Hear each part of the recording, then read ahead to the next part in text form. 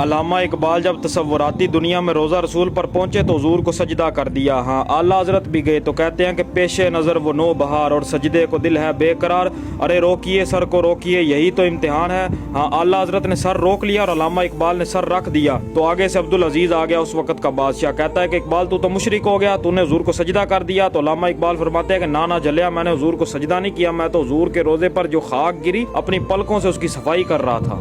پتہ علامہ اقبال ساری زندگی روزہ رسول پہ کیوں نہیں گیا، ایسے ہی بہانے بناتے تھے، میرے پاس پیسے نہیں ہیں، پورا یورپ اقبال پھرے اور صرف مدینہ پاک جانے کے لیے اقبال کے پاس پیسے نہیں تھے۔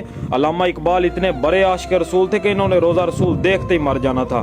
ہاں اقبال تو قیامت والے دن بھی حضور کے سامنے نہیں جانا چاہتے۔ اقبال فرماتے ہیں کہ میری یہ خواہش ہے کہ میں مر جاؤں اور مٹی ہو جاؤں اور پھر ہندوستان سے ایک ہوا چلے اور وہ میری مٹی کو اڑا کے مدینہ پاک جانے والے رستے پہ رکھ دے اور پھر ادھر سے حاجی گزرے اور ان حاجیوں کے پاؤں پر وہ مٹی لگے اور ایسے میں مدینہ پاک جا پہنچوں۔ آج ہم یورپ میں جا کر یورپ کے گن گاتے ہیں نا، تو علامہ اقبال بھی یورپ گئے تو کہتے ہیں کہ خیرہ نہ کر سکا مجھے جلوہ دانش فرنگ۔